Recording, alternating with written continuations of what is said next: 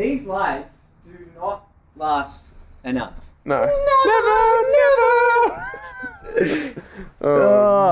Never stay lit. It's a good thing you always stay lit. I sure do. It's pretty funny. That's pretty funny. Fifth period. Fifth period. Fifth period.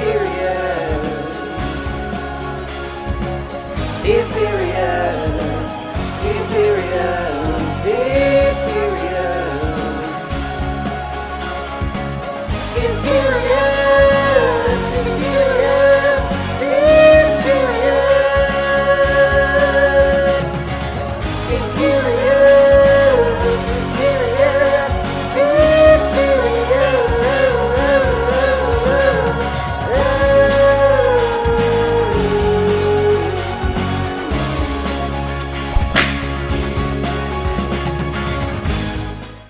Hello, everybody, and welcome back to Fifth Period, the film podcast hosted by two media teachers, where today,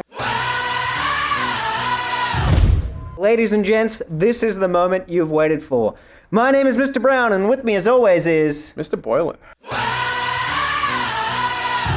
Looking very festive as well. Oh, yeah. Last part of the term, we thought we'd get our Christmas on. It's just like Christmas, last part of the term. The school holidays is almost like Christmas, not going to lie. But hey, it's been a long 11-week term, Mr. Brown. We've started to hit the wall, but we're gearing up to talk about The Greatest Showman. The Greatest Showman. And we had to get geared up because this went off at film club. So you've been absent our last two film clubs. Yes, I was away 2 weeks ago, and then last Friday for The Greatest Showman, I'm not sure how consistently I'm going to go with that. Yeah.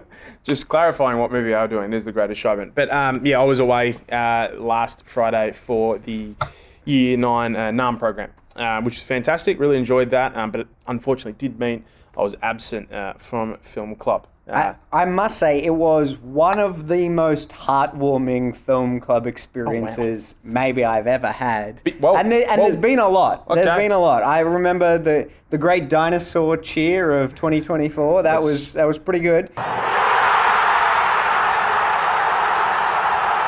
But this is levels above. Well, because we're at a point in the year where students are on exams, some people have gone to holidays early. Yep. It can start to feel like the reception at film club is a little low because the numbers are a little low. For sure. But even with a slightly reduced number, the energy was just at peak.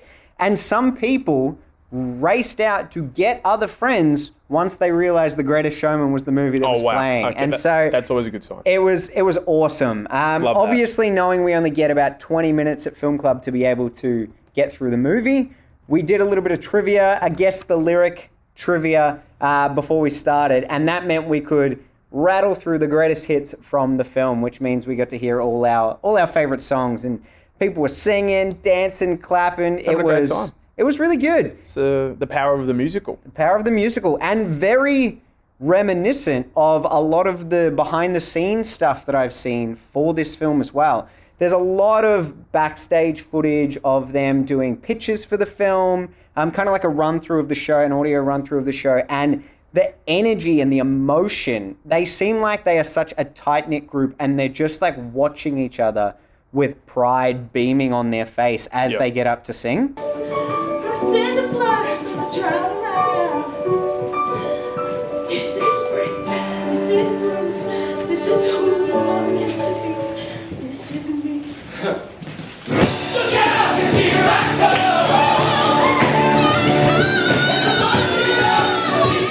go. Very infectious. I think, I haven't seen much of that sort of behind the scenes footage, but the one clip I did see was from one of the later songs in the movie From Now On, and they're just jumping around the room. Hugh Jackman looks like he's having, the best time in the world. Obviously, this is a space in which he thrives in sort of the, the musical side of things. He's not just Wolverine, guys. He does much more than that. And he's the boy from Oz. He's the boy from Oz, and we're lucky to have him. But yeah, yeah, the energy and vibe in this film is very infectious. So it's really good to hear that was reciprocated in Film Club. Well, it's interesting. There's a really cool story about that clip in particular that you're talking about. So this was a run through that they were doing of all the audio, and in all of the songs, Hugh Jackman wasn't actually singing his own vocal parts because he'd actually had surgery on his nose the day before, and they were like, "I know you want to, but you can't. You cannot sing." And then it got to that song. And it was like the final song of the day. He hadn't been singing. He'd been holding it all back, like beaming with pride, watching everyone else sing. But it just took over, and he couldn't stop himself from singing. And I think he ripped some stitches but it's so cool to just be like, you can see that he's got to get up and he's got to do it. And the guy who had been subbing in for him all day just sees that he's doing it and then just goes, all right, sits down. He's like, get in there, go for it. Go on, Hugh. It's awesome. If you haven't seen the clip, you should check it out. I'll probably put bits and pieces of it along the way, but watching those rehearsals is so good. And I think Kiala Settle, the woman who plays the bearded lady, he and her have this great dynamic. I went and saw his live show, and she was a guest appearance in that, and actually sung one of her own songs, but also sung the one that she takes lead on in this film. This Is Me. This Is Me. Yeah, and awesome. So cool. So yeah, highly recommend checking that out. Fantastic. Very, very cool. In addition to singing our praises for The Greatest Showman, see what I did there? Singing our praises. I did. Yeah. We will also be chatting weekly watches and doing a musical-themed 5 favorites. So if you do want to skip ahead to any of that, I will leave time codes in the description below. Hi guys, I'm Toby, and today we're going to be discussing The Greatest Showman. Big thank you to Toby for his intro to the pod today. So I had to actually check with him. You've done an intro for the pod. You had to, because he is such a big presence at Film Club. He's always sitting in the front row with Reese. Yep. Loves it. And this one in particular, he was one of the people who was singing the loudest, and he was so enthusiastic about it. So I couldn't believe that somehow he'd fallen through the gaps at doing an intro before, but stoked to get him on today. Perfect week to jump on, yeah. And it was very much like I could see him jumping around, and I was like, mate, this is your day. This is your moment to shine. Put on your top hat. And if you don't have a top hat, borrow one from Mr. Brown, like I have done today. Yeah, we had a selection of top hats to pick from. Wow. Yeah. I have one that's like a Mad Hatter's. It's ginormous, but not like the hat that the sheriff wears in Scary Movie 3. I haven't seen Scary Movie 3. I've got some very strong opinions about Scary Movie. You can insert the clip of the hat here because it is like. It's pretty funny. Thanks very much, Toby, for jumping on and doing the intro. Obviously, from what Mr. Brown said, had a whale of a time watching this film on last Friday at Film Club, and surprised. That surprised me. Hadn't jumped on and done the intro before. There you go. So thanks heaps, Toby. Alrighty, let's jump in. Let's do it. Now, you hadn't seen this film before. No. This was your first viewing. The first time with The Greatest Showman. So you've got like a fresh experience to be able to recall. Yes. Tell us, what do you think? Yeah, sat down and watched it on Sunday night. Yeah, Sunday night. And just had a really good time. Like, musicals are a genre that I definitely have always enjoyed, both as a kid, with my introduction to musicals, really sort of via Disney movies, like a lot of kids, but then also, looking at musical films over the time. Not too many I'll talk about. I don't want to spoil too much for spoilies. 5 favorites for the old spoilies. But then also just doing musicals myself at high school. I wasn't on stage, but I was in the pit playing horn, and some of my favourite musical memories, really school memories, are playing musicals. Played in Les Mis and Oklahoma, and really enjoyed both of those experiences, playing music and being with my mates doing that. So I've always got a really good affinity for this genre of art, and when they do sort of come across to the silver screen, I do enjoy it, and I think particularly as well because like this wasn't based on a stage show already. No. So like very loosely based on a real person. Oh yeah, but... old PT. Old PT. Public Transport Barnum. That's what they call him. Yeah. Jeez. touch on, touch off Barnum. That's what That's they say. Boop boop Barnum. Anyway, but as a first time watch, I sat down and I just really enjoyed it because obviously like one of the songs, This Is Me, got like a fair playthrough regardless of if you'd seen the film or not. I actually did a lesson on This Is Me for my Year 9 English class this year. Nice, very nice. Talking about like lyricism when we're doing our poetry unit and symbolism and these sort of things, and as like a different kind of protest. But yeah, like overall, had a pretty good time with this film. I think visually looks great. More specifically, I'll get into gushing about that as we go through. And yeah, just performances top to bottom are really fantastic. So yeah, I'm looking forward to talking about it today. Nice. Yeah. I have a very, very clear recollection of when I went to see this. I went to see it with my family, my immediate family, and I think it was my sisters who were really pushing. They were like, "This looks great." Yep. And I'm a huge musical fan too, but I was like, I don't know, it looks a little bit cheesy. I'm not sure if I'm going to enjoy it. That was kind of my vibe as well, yeah. But I can remember sitting in the movie theater with a smile like plastered on my face the entire time. It was a real... It felt like inspirational watching it as someone who makes my own movies and does do like a very minimal amount, but like little like singing videos and things like that along the way. Watching it, I was like, this is incredible. Like, this is lighting a fire in me. And so much of what Barnum himself goes through in terms of like watching other performers and like feeling that sense of pride of looking over things. Like, I felt like I was mimicking a lot of that watching the movie. Yeah, okay. Yeah, it was really cool. I loved it. And I think, there's a lot of strengths and we'll go through them as we go through, but just like the music's incredible. Yeah, everything is a banger.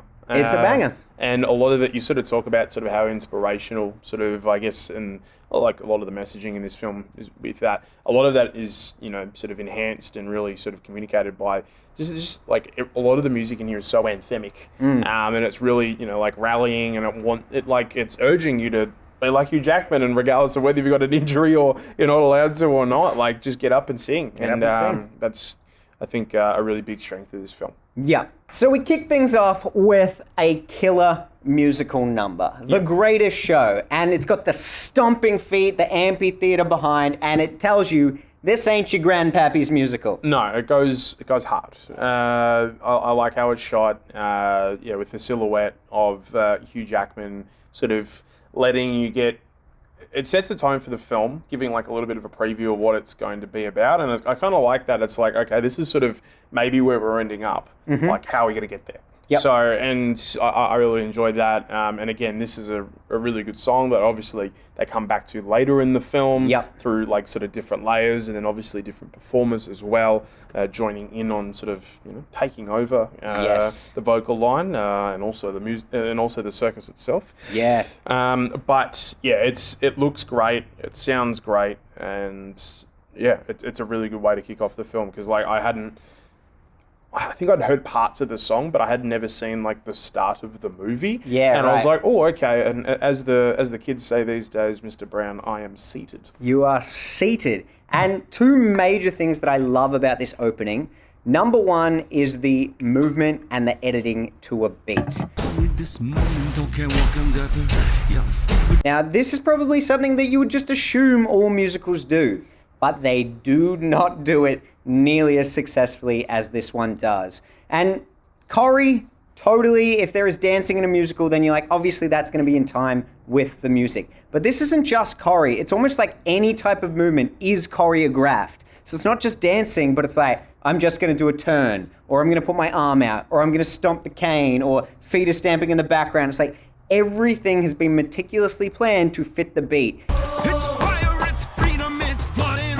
And I think that is what makes this film across the board so visually and audibly exciting for me. It's one of my favorite things to do when I edit things myself, editing to a beat. And so to see everything synchronized to that music, it just, I'm like, yes, this is what I'm here for. It's really strong. I think that, the whole film is tight.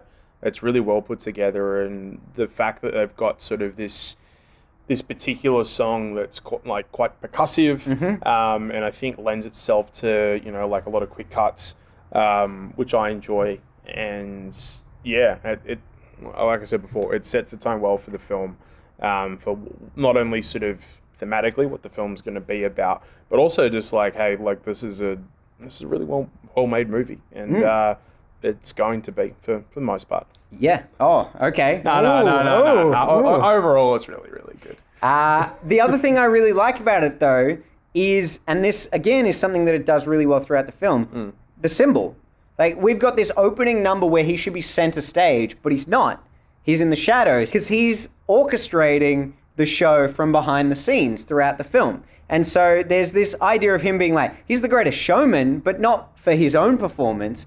He presents the stage, he produces these shows so that other people get a chance to shine. And so to have an opening number where he's completely cast in shadow, literally behind the audience, and that's his stage, is so cool. Yeah, I think it's, it gives a good understanding of sort of, where Hugh Jackman's character's at. And I think Hugh Jackman, of where he's at, but then also like how that sort of motors into like the next track. And I really like sort of, you sort of talk about how he's like presented as a kid, obviously, trying to be a little bit cheeky with how he's talking to his future wife. Yes. So he's playing the long game. He's a real showman there too. He's got that physical comedy to try and to lure her in, and she falls for it, hook, line, and sinker. And the dad just cracks him across the face. That's it. I was like, oh damn.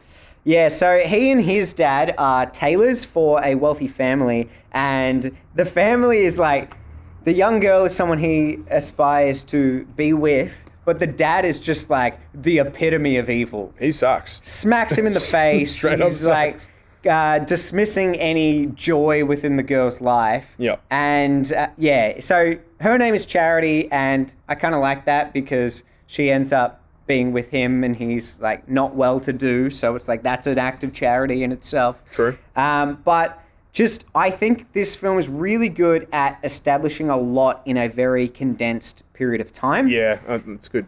And part of how it does that is it does montage really, really well. And the transitions between sequences are seamless. They're so, so clever. Even that opening kind of him in the circus tent and then spiraling around, and now it's the kid looking at the top hat. Yeah, in the shop window. Yeah, it's got you know what a zoetrope is? Yeah. Yeah, it's got that kind of feel to it as it's spinning around in the circus tent because the lights are like strobing and it really feels like he's inside one. And then he literally has one later on. And I love that. Like, it's just really clever filmmaking. So all of those transitions work really well to tell a lot in a short space of time because we pretty much, after we meet these characters, run straight into A Million Dreams with the two kids talking about the life that they're going to have together. Yeah, and that like really good song as well, and good singing performances from the two young actors. And then I really like how this film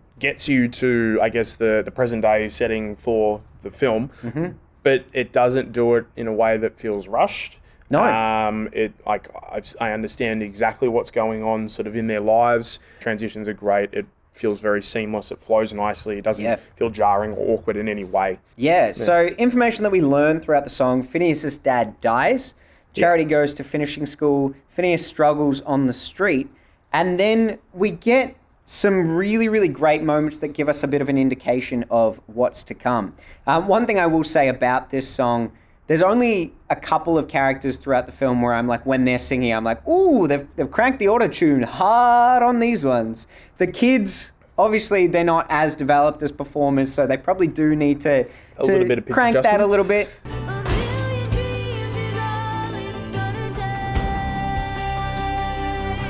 The other one is the general character, the Tom Thumb character.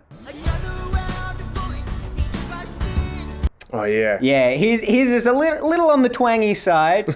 They've boosted that one up. But it doesn't really take away from the sequence. It's still a really, really catchy song. And as I said, really, really good storytelling. So we see like the kinder side of him as he's looking after his dad before he passes away. But also we see him struggling. And that is such an integral part to this film because as much as his motives sometimes like take a back seat to him doing things where you're like, oh, do you really want to do that? That's a bad choice.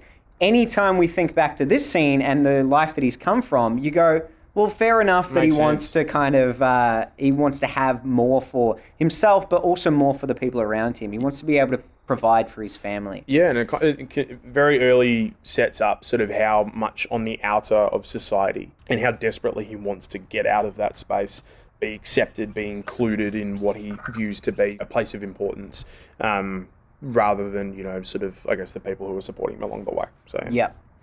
Something that I only found out last night, the woman who gives him the apple in this sequence, she's not wearing any prosthetics. So she has, it's called Treacher-Collins syndrome. It's a genetic disorder.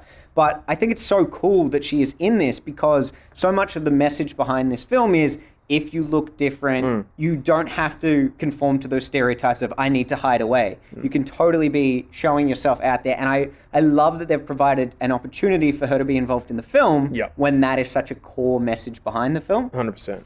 Even if it doesn't necessarily align with Barnum, the real Barnum's actual views and beliefs. Like, there was a lot that when this film was released, there was a lot that came out about being like, why are they painting Barnum as this heroic type character? Yeah, I didn't do much research into Barnum so much as a historical figure, but I knew that I do remember some stuff coming out at the time that, probably has, as sometimes, fictionalized retellings of someone's history, as they tend to do, sometimes gloss over certain things. Yeah, so he was a little bit more exploitive than the film would have you believe.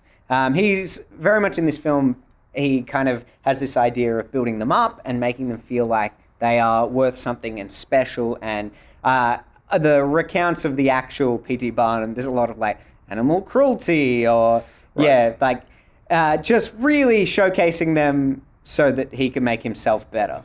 Right. Well, understandable that they probably... That they omitted that, yeah. And the whole thing too, like the Zac Efron character in this film is not a real person.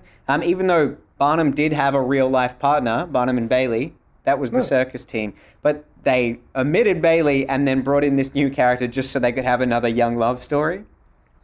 But regardless, who cares about the real events? This story is magical as heck, and we love it. But yeah, so he ends up like joining the American Railroad, and then, bam, skip the boring years, he's an adult. And he's an adult with a bit of deep fake technology to de-age him. Did you note that? Just a little bit, yeah. Yeah, that feels a little like, I don't know if you need it. Would have been fine. Yeah, I think it's fine. But yeah, he goes and he ends up marrying Michelle Williams' character, Charity. And the dad's still like, you're not going to amount to anything. And then we get... to prove wrong, so... Yeah, absolutely, it gets proved wrong. But then we get two visually spectacular set pieces in the same song, back to back. Yeah, the song sort of just keeps going. Keeps going. And that's how they're able to fit so much of the storytelling in there, because it's like, this is a song that has lived on. It's like, we're having dreams about what our future's going to be, and now we're making those dreams a reality. And two things that are awesome. There's twin railway tracks. Yeah, this and is sick. Smoke coming through as they're dancing through it. Looks so good. But that also paired with the rooftop dance, with all of the sheets there that kind of mirror like a curtain opening. It's just, it looks awesome. And part of the reason it looks so awesome is because a lot of these sets were practical sets. They weren't like CGI backgrounds. They did do set extension and add stuff over the top. But most of what they were using for the visual effects were either real sets or models of sets that they then did as like miniatures and set extensions that way. And that's why everything looks so damn good. Makes sense. Yeah. It's awesome. Yeah, it's really, really cool. The smoke, I think in particular, I remember that was one of the shots that I think, sort of made me sort of sit up and be like, oh, okay, like this is a really good looking film. And I was more hooked from then on. But yeah, that opening, the fact that, they are still able to keep the song going. I mean, have a million dreams, so it's got to keep going. That's true. You got to sing for a long time to list all those million dreams. There's a lot of dreams. Literally, that's the song, is just listing their dreams. Yeah. Let's go through them. And right when you think, wow, we've skipped over like their whole childhood, we've skipped everything. We've got more dreams. Well, they do have more dreams because the song ends with one more of those fancy transitions from the roof into the bedroom, and she's preggers. Bang, kids. There you go. That's it. And then it's like dream, dream, dream, dream, dream, bang, drab office. And he's just like sitting there and like all the color and majesty of the previous scene just fades away and he's like sitting in rows in his office. It sounded like you were starting to quote Spy Kids there. Dream, dream, dream. I guess I don't know Spy Kids as well as you. Clearly. All right, Sorry. You can put that. Just pop that in there. All right. It'll be fun. I'll do it. It's right there. I'll find it just for you. If you dream, if you dream, if you dream. Just for you. But we quickly find out that things aren't going as well as he had dreamed when Nice. the company that he's working for has to kind of dissolve. Yeah. Yeah, so he's going home. The ships are at the bottom of the ocean. At the bottom of the ocean, yeah. And Charity's like, I don't care. I couldn't care less. I'm just happy with you and the girls. We're having a good life. But he's like, no, I want something more for us. And then we get the actual Zoe trope. Yep. Very cool. He's brought This is it like to the life. third reference to it. He did like a makeshift When kind of he was one a kid, with like the lantern in the old house as well. So yeah, very cool. This one's more like a Zoe trope projector where you spin it around and it goes like on all the everywhere. walls. But Understandably, his kids are very excited by it. So. yeah, I would be. Yeah. It's cool. And it also, again, comes back to the fact that he's a real showman and he can find like beauty in the most unlikely of places. Yeah, he's trying to keep the show going. Mm-hmm. Then he does a little sneaky. Yeah, he hasn't come far from his newspaper stealing days. No, because he's still got his assets that he can use as collateral. Which, of course, are worthless because they're at the bottom of the Indian Ocean. No, he says they're in the ocean, and then they're just very deep in the ocean. They sure are. And then he uses that capital, the fact that he's got some money now, for a new business venture. Sure does. So he opens up the Barnum Museum of Curiosities, but it's just not selling. People aren't coming. No. So he gets the idea from his girls that they're like, Daddy, you need to have something alive in there.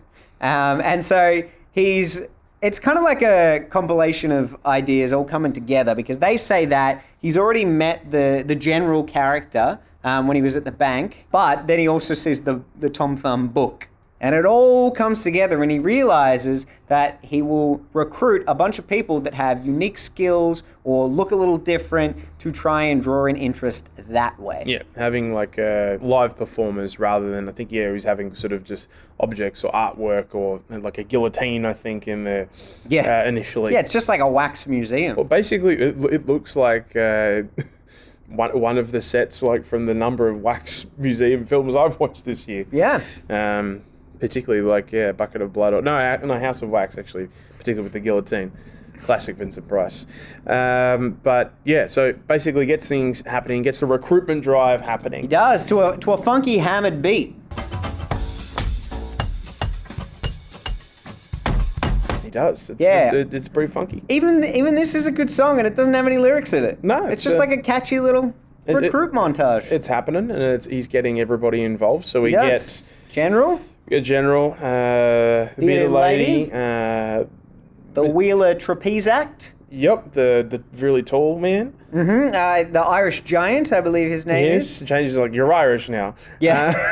Oh, that's another thing. So how he embellishes what all of their things are. So he gets the world's heaviest man, but it's like he ends up stuffing a pillow. The Irish Giant's like, on stilts. Yeah, and he's like, I'm about like, what's on a pound? 500 pounds. Yeah, and he's like 700 pounds. And then there's like the Tattoo Man. There's Jojo Dogboy. The dog boy. Love it. So there's a bunch more, but those are the ones that we get names for because like the posters all come rolling out. Yes. And yeah, it's very, very cool how he gets that recruited and then we see like all of the posters all over town. Yeah, everything is completely covered. Every horse and cart that he could ever see has got this new Barnum experience, basically. And have you noticed too that anytime we're in the town, the horses are all trotting in beat with the music as well? Like, that's so cool. I love it. But very quickly we see a huge turnaround in interest, and Come Alive is the next song that comes out. And this was the final song we got to play at Film Club. And this was the one that was they were all clapping in time with the characters. Well, some of them weren't quite in time, but they did their best. Jeez, shots fired. Well. Well, if you're worried about numbers dropping for film club, No, but I'm not saying 5 people I'm come. not saying who was out of time, but you know who you are. So Come Alive, great song. I love his like slow-mo puts on the jacket, goes out, and at first there's this hesitation for any of them to go on stage, but he's like, nah, you got this. People are gonna love you. And they do. Everybody absolutely loves him. And the world becomes a fantasy when you're more than you could ever be, 'cause you're dreaming with your eyes wide open. It's such a catchy song. The synchronization, because it's a big group that actually performs in the circus, and it is mesmerizing to watch that many people so well in sync. Even if Yeah. it's like a simplistic movement, it looks incredible to watch Very everyone tight doing it choreo, in time. Yeah, very, very cool. But people still hate them. The reviews are bad, Yes. but the seats are filled, and that's really all that matters. And it gives them a new name. Sure does. The origin of the circus. Yes. That's what we get from the journalist's article. So yeah, Barnum's like, oh, I might have to use that. This reminds me of when they make prequel films and they slot in origin stories for all of the things that we know about the characters. Like, where did Solo get his? Where did Han get his surname? Where did the gold dice come from? But my favorite one is The Last Crusade, where the opening sequence is, where did Indiana Jones get every single thing we know about him, including Whip. the clothes that he wears, the whip, his The match cut with the hat. like the cut on his chin. Yeah, it's all the- there. the iconic his fear kind of snakes. That everything's there. His entire character. It's like that was a busy day for him. River Phoenix just killing it. Killing it with his hair that was not of the time. No, not at all. But Titanic was a popular movie. It's We've digressed. we have. We've digressed. Let's, We'll come back. Bring back. So now that the Barnum Circus is generating interest, and we get that like slow-mo applause without any sound at first. Good. You get it twice in the film, and it's like this is a big turning point for him. But when we come back to it, it's like these are two very significant but different moments in his life, and it's cool to make that comparison. But we'll get there. But for now, he's successful, so he buys the house that no doubt is completely filled with black mold. From when they were kids, there were vines growing in there. Yeah, I was going to say, it was like an interesting choice, but It's been symbolic. restored. It's been restored. Got to do it. A little nod to the real P.T. Barnum here with animal cruelty, those horses that are painted like zebras. Good pick. Barnum, you old dog. You old dog, You indeed. sly minx. Anyway, so they're in high society now, and everybody knows once you're in high society, You got to dance. You got to dance. You got to dance. Your kids have to take up a ballet, and again, cool transition. We see her like, oh, she can't do it. Oh, now she can do it. Now she's on stage. Now she's really good at it. It's really clever storytelling. A is. lot in a very short space of time. It starts to sort of move up the ranks, but then again, very quickly reminded that they are not the same. Basically, Correct. she getting bullied by the mean girls, Yes. the ballet class, Yeah, and the high society folks are like, I say, he's still working with freaks. Bye, sell. exactly. So Yeah. yeah, Hugh Jackman's like Barnum's really not happy about sort of the reception that his daughter gets, and his daughter like walks out of the performance. Like wanting to quit, and he's like, "Nah, it's We got to change this around. So It basically needs to keep going up." that's it. So he decides to team up with old booze hound Zac Efron. Philip Carlyle, as I said, a fictional character, but a very good addition to this story. So he's a respected playwright, or he begins as a respected playwright, and Barnum wants to use him to boost his publicity. But it's going to take some convincing and a lot of shots. And a big song, Shots fired, am I right? many. Insert one of. There's not a bad one in the bunch, but one of the coolest songs in the movie. When you've done a shot for shot, I have done a shot for shot. I saw that the other day. Very good. Very good. Thank you, mate. I greatly appreciate it. In doing the shot for shot, I have even more appreciation for how much detail they would have had to put into planning out this sequence. So, as I said, again, we've got everything that is carefully choreographed to the beat, including like tapping on the table, sliding things across it, camera whip pans between sequences. it's a really incredible sequence to watch. Yeah. I regret that when I did my shot-for-shot recreation of it, I didn't do the whole song, but we filmed it in a day, and Fair effort. I was like, man, the sun's going down, much like it does for us As when a we're doing podcast. this pod. So we had to cut it short, but maybe I'll reunite with Musti and we'll finish it off one day. Maybe. There'll be a significant age gap. We'll have to use that de-age technology to put us back where we You'd were. be looking like Harrison Ford at the start of the new Indiana Jones movie. Oh, yeah. Lips not moving at all. That's what we like. But no, I do enjoy this song greatly, and clearly Hugh Jackman's performance is enough because Carlisle's he's on board. Yeah, but He's that's not his only draw card. Am I right or am I right? Well, he gets to the show and he's like, well, I'm seeing what's going on. And it's like, oh, it's Zendaya.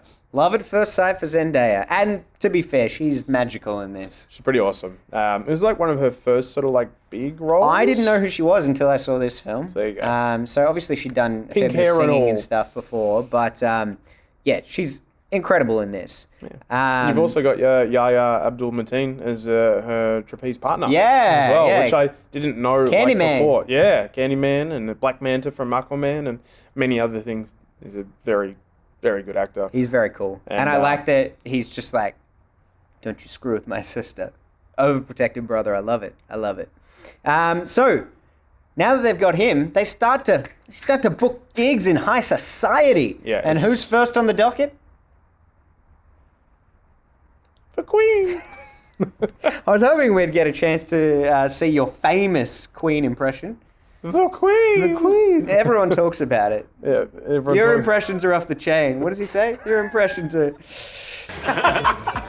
Dude, that's great. Thank you. Sick reference, though, bro. Oh, thanks, bud. Dude, your references are out of control. Everyone knows that. But the fact that, yeah, they get invited, but actually initially it's not all of them getting invited. But again, Zac Efron's character, Carlisle, he's trying to gain a little bit of favour with Zendaya.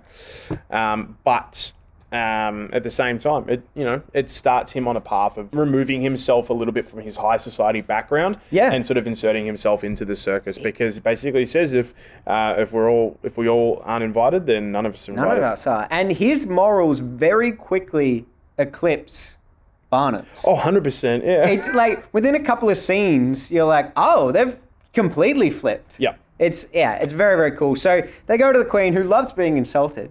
Yeah, after the general sort of gives her a couple of barrels, and, and everyone's like, Oh no, but she's like, and, and then everyone's like, oh, yeah. uncomfortably laughing. Someone who looks like me? Yes, sir.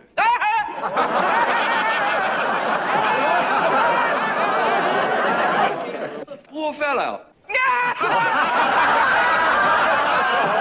But we don't just meet the Queen in this sequence. We also meet Jenny Lind, played by Rebecca Ferguson. Do you want to say your one note now? Rebecca Ferguson is terrific in the film. She's terrific in every film. Even if she doesn't sing. She is the only cast member, from my understanding, she is the only cast member that doesn't sing her own songs.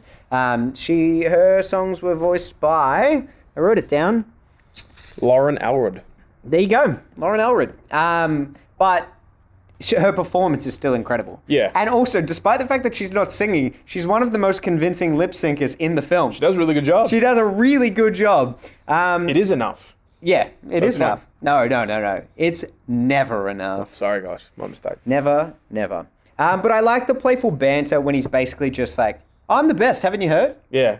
I'm amazing. Everyone says, isn't that right? Zac Efron, tell him I'm the best. And then it's like... And he's like, oh yeah, he's the best. but anyway, like, don't listen to him. It's fine. don't listen to the person who I just deliberately set up with the compliment. Yeah. Oh, it's like, come on, Zac. You're too good.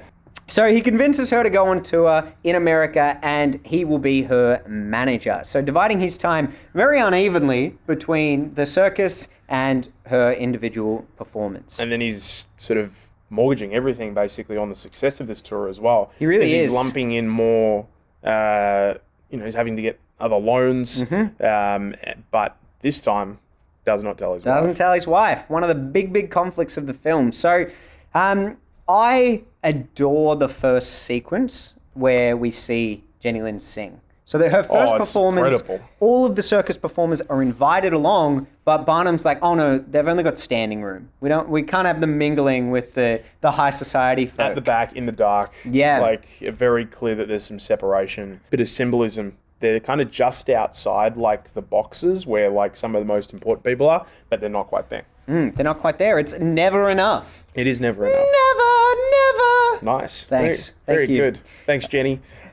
Jenny Lind. So I like that at this point we also start to see like a bit of the romance developing between Zac Efron. A little bit of and hand-holding. Oh, a But little bit of then hand holding. Very quickly as Zach realizes that he's been spotted. Yes. And with a fair bit of outrage from members of high society, and he quickly lets go of Zendaya's Yes. hand, and she very quickly leaves. Did you notice the lyrics that they're holding hands to? She says, "Take my hand," and then as the snobs are judging them, it says, "These hands could hold the world, but it would never be enough." So and good. then they let go. And it's like, nah. His hands could hold the world, but it'll never be enough. Good. It's almost Good. like they planned it. Maybe that Just a fluke. Just a fluke. great coincidence. Greatest Showman. Nailed it. Nailed But the other thing, this is the sequence where I was like, this is pairing with my viewing experience in the movie theater watching this movie. When he's standing on the side of stage Just so awestruck. and he's just like, she is incredible. That's how I felt watching the movie. I was like, this movie is incredible. And I just wasn't expecting it. And neither was he. He didn't care how good she was. He only Yeah. cared that other people liked her. That's the best part. It's just like, oh, I'm assuming you've heard me perform. He's like, nope. No, well, Zac Efron's Zac going, Efron's yep. like, yeah. No. Nah, haven't heard you. But I don't care. But it's no. Other people like you, so that's good enough for me. I mean, to be fair, this is probably one of the more famous. I mean, all these songs are pretty well known, but certainly this one is. It was one of the songs I'd heard sort of outside of the movie before watching it, and it's it's a really powerful piece of music. Oh, I just play it on loop in the car. Just always. I can never get enough. Never get enough. Very good. Up 5 octaves. Yeah. Kudos. Well done. Glass broken at all. That's it. That's it. but- All the windows have shattered. Exactly. But tell you who might also be a little bit shat. Who's that? Charity. Charity, yeah, I she think sees it. she knows like, oh, I think I might be losing him now. But this is a part of the narrative that I really like. How they're like, oh my God, there's this love story between the two of them. But it's not that at all. No. He has a love for what she can do. It's like he is real talent that is well respected. There's an entire theater of high class people who are applauding. And this is the second time where when the song ends, we get the silent applause at the start. It's like every time he takes a step up in society, it comes back and he's like, There's another this door has is been what I unlocked." could have. Yeah. And so I like that they disguise that as like a love story. And then later on, they're like, no, it was never that. No. He was never in love with her. He's just in love with the idea of like achieving more, Well, making a name for himself. Yeah, and I think like it kind of like hints that something may happen, but then very quickly it doesn't. Yeah. And she's a little bit outraged by that. But we'll get there. We're still We'll a bit get there. We get there when we get there. We get there when we get there. Part of the reason why I really like the Zac Efron Zendaya storyline is this whole idea of bringing race into this world is a parallel for us. I mean, you probably don't know too many people that might have the afflictions that some of these characters have. But, I mean, race as a concept being presented in film, this is the 1800s, remember? Yeah. But, like, it was 100 years. I reckon this is about 1850s, maybe? around then, yeah. A good 100 years before the whole Rosa Parks boycotting the backseat on the bus. And that was just segregation, let alone interracial couples. 100%. So to present this narrative well ahead of its time in terms of the setting that it exists in is really cool to see. I used to study with my year 12s, Guess Who's Coming to Dinner, released and set in 1967, and interracial relationships is still a super controversial thing in that. Yep. It's one of the few films at the time that's presented it in a positive light. So I like that they have incorporated this element into it because whenever the characters are like, oh, cool, we can kind of be ourselves, you always see Zendaya's character more standoffish to that because of the discrimination that she has no doubt faced throughout her entire life. And continues to face in this film. Yeah. So I really like this additional storyline element, and I think it plays out really well between the two of them. Their chemistry is incredible. Yeah, it's a massive strength of the film when we see sort of the relationship start to develop a little bit more, and then I forget this if this is immediately afterwards, basically when they go to the show. They go to the theatre.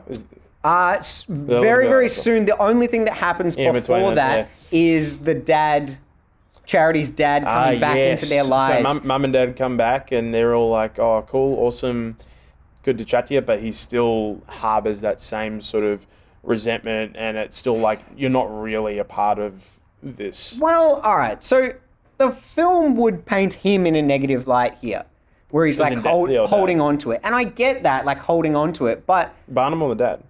It paints Barnum, I think, in a negative light here, being like, oh, he's still mad about that. The grandparents have never met the grandkids. Yeah, it's just wild. And all he says as a comment is, yes, these are your granddaughters. And he's like, no, because they've not never here. met them. And yeah, I really dislike how Charity doesn't support him at all through this. No, it's just like, don't make a scene. It's like, he's not making a scene. He's not making a scene. He's literally pointing out the fact it's like, hey, these are your like grandchildren that you've never met that are probably around 6, maybe. Yeah, which is just crazy. It's ridiculous. And then she ends up going back to her parents later in the film. Come on, Charity. What you doing? What are you doing, What are you doing? Michelle. But they want to come in. The circus performers want to come in. Of course, yeah. How could I forget this set? I want to have a few shandies before their next performance. Yeah, they're excited and they want to like, mix it up, and it's pretty hard to watch. And Barnum's really like, is. He's like, no. And then physically pushes the Push him out beer the door. lady and closes the door. And then immediately afterwards, he's getting toasted by Jenny, and they're celebrating him and the reason for his success on the outer of the door. And then obviously this segs into, arguably probably the song that most people know from the film. I would say, yeah. This is me. This was the one that got like lots of radio cover versions of as well. But it's awesome. Like it is. This is an anthem. It is an anthem, and it is so powerful. Like, I love that visual of them coming through the streets with the snow coming down, and they're like bobbing down together. Looks awesome. It looks so cool.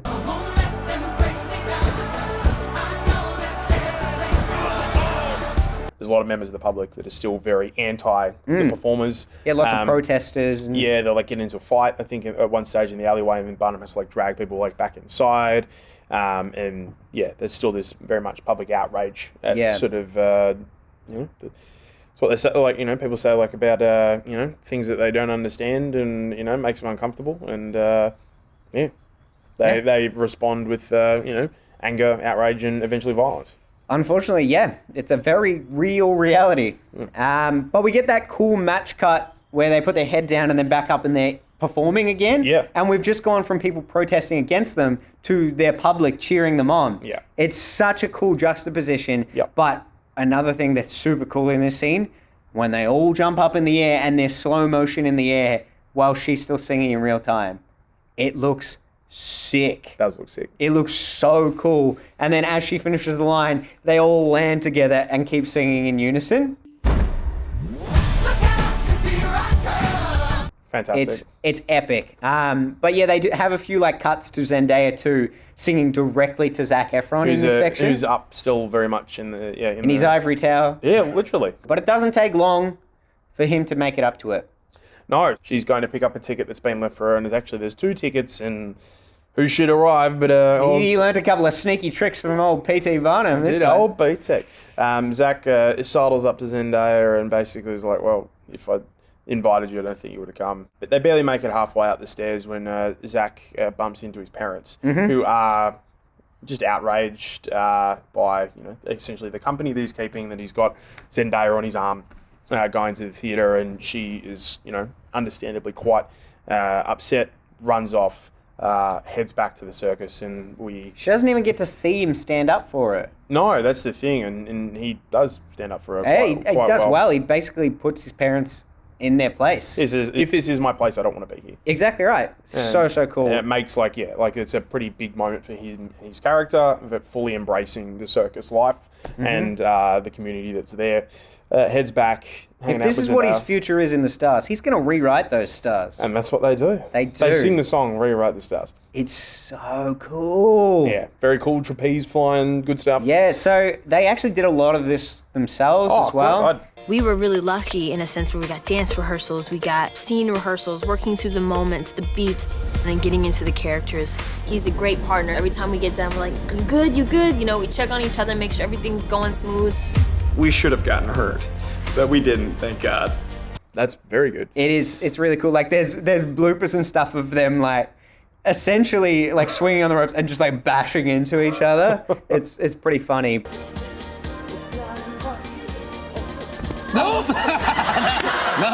I've never seen a song like this with all this like acrobatics work. Like what a cool concept for it. And again, all the things in beat, like getting like yanked on the chord at certain times, appearing here, appearing there. Like to get that to work to the beat of the music would be so tricky. To calculate it all is incredible. This is one of my sort of favorite set pieces of the film, for sure. Really good music, but particularly just how they shoot it, I think is really good. Also, Zac Efron sort of fully immersing himself basically in the world now. Yeah, and again, like we said, the chemistry between the two actors as well. But, and I think that's probably because like there was a bit of chemistry. Like I'm not saying there was any relationship or anything between these two characters, but you could even see just a sense of admiration between each other, like as performers.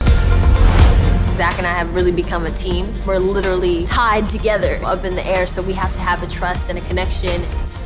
And working with Zendaya, she's just incredible. In this movie, I get to fall in love. But the song does finish and they can't be together, essentially. That's sort of the mood, and she walks off and he's a little bit bummed and... Aren't we all? We move. We move on to... Look, I didn't think there was a bad song in the bunch. And there isn't a bad song in the bunch, but there is a forgettable song in the bunch. Which because song is that, I Mr. Brown? literally did not remember the song Tightrope. Who sings it? And Michelle Williams. Have you already forgotten it? Yep. So when Barnum goes on tour... I watched it on Sunday. You watched it when? Today. Yeah. Yeah. Yeah, so I had to write it in my notes because I was worried I'd forget it before we started talking about it. And it's not a bad song, but it's just the other ones are so good that they so drastically overshadow this one. And so this song is essentially Barnum on tour with Ginny Lind while Michelle Williams sings about how much she misses him and wants him to be back here and not be obsessed with the show, but instead spend time with his family. Yep. And there's still some really good things in it. Yeah, like really good visual storytelling, that what Michelle Williams is doing versus like, Hugh Jackman's with Jenny Lynn. So just, it's not the strongest audio concept, I guess, audio portion of the film. But that's okay. But I can't have all hits. You can't have all hits. But I do like when she's going through the hallway and she's dancing with like shadow version of Hugh Jackman. Yeah. And then she goes past the last window and the curtain just blows him away. Yep. And she's, I don't mean kills him. Blows him away. Spoilers. I've got something for you. So, on tour. It's a deep cut. Call back to Back to the Future Part 2. On tour, Jenny Lynn makes a move on Barnum, and he's like, oh, whoops. Whoopsie. No, I'm leaving. I might have accidentally led you on. And my bad. 100% you did. And she's like, well, if we're not going to get it on like Marvin Gaye, what am I even doing Then here? the tour is over. It is. It is over. And so she sings one final song and then goes, give him a little smoochy smooch in front of all the cameras so that I can tank your life. Yeah, that was goodbye. Yeah. And he's like, what just happened? Yeah. Yeah. It all comes crashing down around him. So because, he's trying to like plead with her basically as like, this will bankrupt me and this will ruin everything for me, my family, for the circus, for everything. Yeah. And she's like, well, maybe you should have thought about that before you were playing with my heart. Quit playing games with my heart.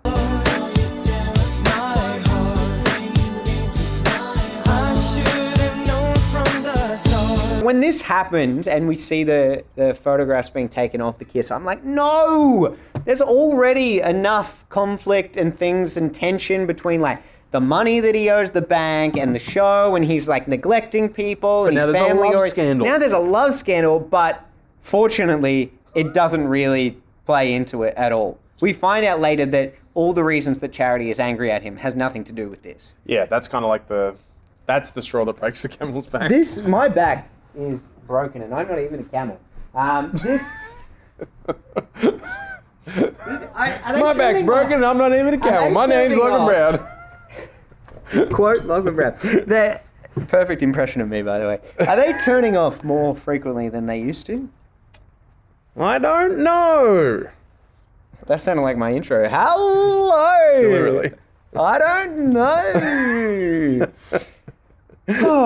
So, Continue, please. the photo's taken, but it doesn't quite tank the relationship as much as maybe what we thought, but it certainly does start to tank things because, well, it accelerates his reason to get home, basically. Mm-hmm. And as he's getting home, and he's, really sort of recognizing how important his family is, it's fantastic. Mm-hmm.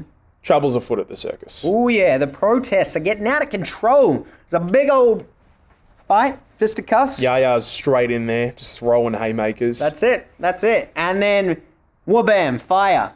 Yep. The whole theater catches fire. And it's pretty funny that Zac Efron goes in there to save nobody. So he goes in there thinking Zendaya is in trouble. And then immediately she pops out. She just pops out. She's like, no, here I am. I'm all good. Why? What's going on? What are we worried about? Oh, no! Oh, no! And then Philip! Then old Huge comes in and saves Zac Efron. So it's just like a moment where all the characters need to be reminded that these characters are good people. Yes. It's like, we can't have a relationship. Oh, you tried to save me even though it meant risking your life. And it's like, P.T. Barnum's a jerk. Oh, he tried to save Zac Efron. So it's like everyone redeems themselves just a little. Only a little.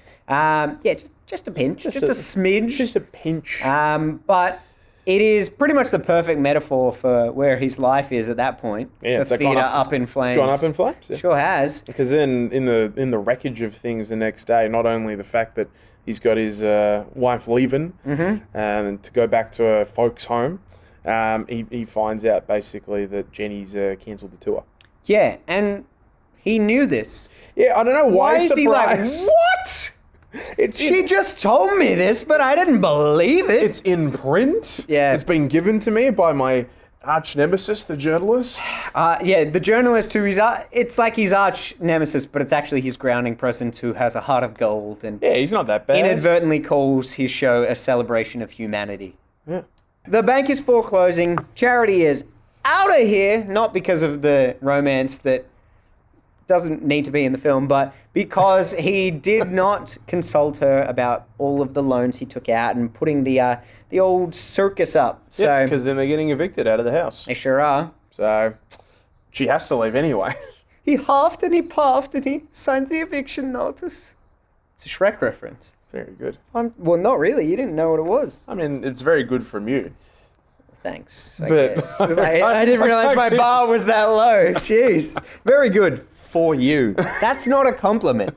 That's an insult. As in, you've made a good reference. Oh, well. But it's clearly too deep cut. It's just like everybody knows your references are out of control. They know. They know. Matter. They're out of control. It's okay. They're at home watching going, Here comes Johnny Hill. He's coming there's through that there. Three Little Pig Shrek reference.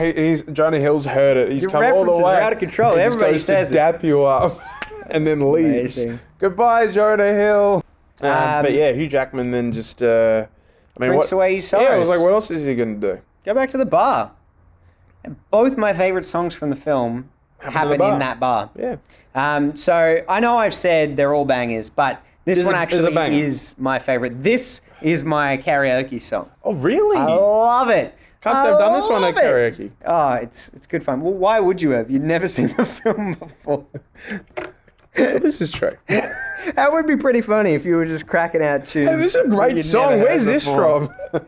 I mean, that happens at karaoke sometimes. You sing a song and you don't know what it's from. Yeah, just a song comes on and be like, hey, this is pretty catchy. Just give it a little, this one. Ba-doop-a-scoop-a-doop-dap-bap-bo. Ooh, from now on. Oh. Yeah. Ooh. Tell him. All right, Jeff Goldblum. Should we Alrighty. keep going with that? If this doesn't make you want to get up and dance, though, you are a, Or doesn't a want to make robot. it. You're an absolute robot. You're a robot. A robot. The common pronunciation. That's it. So, I love the move in this one where they're like, Which move? so they pick someone else up, Put your and gun then, away. and then they just like kick their legs in the air.